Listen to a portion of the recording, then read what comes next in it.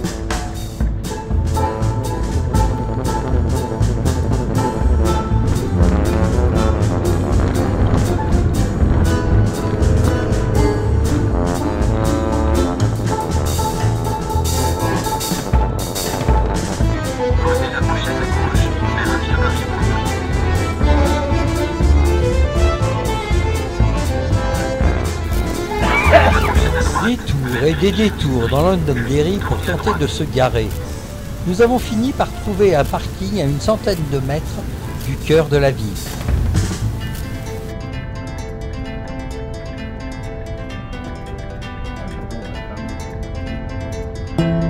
Prenez la prochaine à droite, vers Francis Street.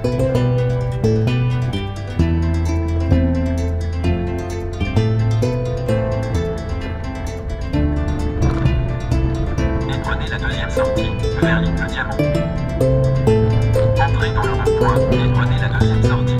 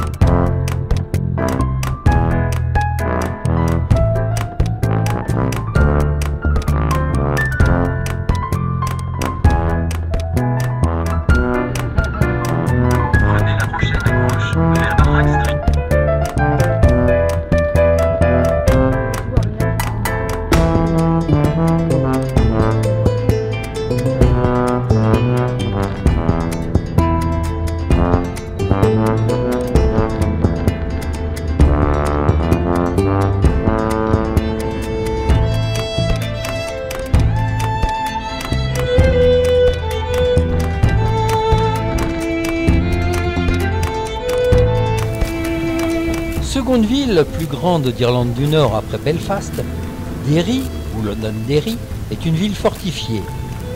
Lieu d'importance dans l'histoire irlandaise, la ville fut le théâtre de nombreux affrontements et événements politiques qui marquèrent à jamais la ville. Aujourd'hui, Derry est une ville multiculturelle, reconnue pour son ambiance festive et sa modernité.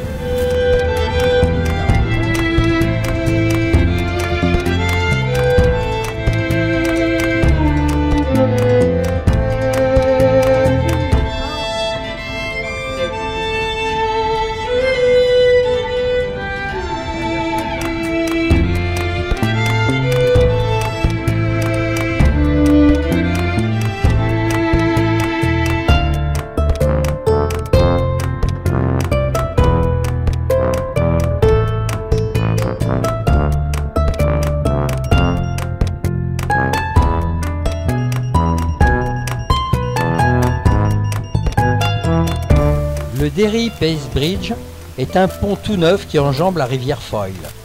Inauguré en juin 2011, il est devenu l'un des symboles forts de la ville. Du long de ses 235 mètres, le Peace Bridge de Derry a de quoi impressionner. Ultra moderne, le pont est blanc et traversé de 2 piliers principaux reliés par des traverses tendues. Des murs pour témoigner. Le quartier du Bogside est particulièrement connu pour ses fresques murales impressionnantes, peintes durant l'époque des troubles. Celle-ci témoigne à elle seule du contexte historique et politique nord-irlandais, avec ses luttes, ses idéologies et ses épisodes tragiques qui ont jalonné l'histoire.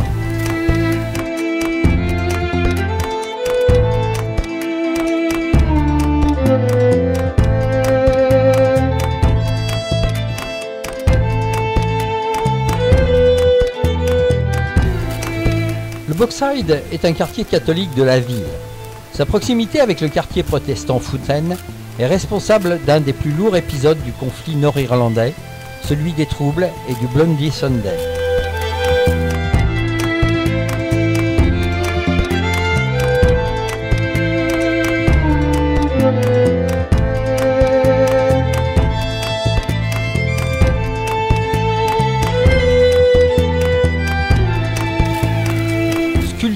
Érigé sur Carlist Square, ce dernier représente 2 hommes tendant la main l'un vers l'autre, sans toutefois se résoudre à se toucher.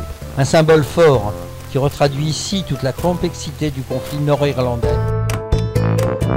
Le Guildhall est un bâtiment en briques rouges situé en plein centre de la ville.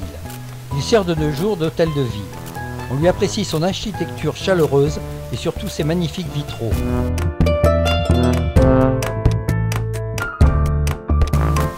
La cathédrale Sainte-Colombe a été construite entre 1628 et 1633 sur les plans de William Parrot dans un style gothique. Elle est la première cathédrale protestante bâtie suite à la réforme dans les îles britanniques et dédiée à St Columba, le moine irlandais qui a établi une colonie chrétienne dans la région avant d'être exilé d'Irlande et d'introduire le christianisme en Écosse et dans le nord de l'Angleterre.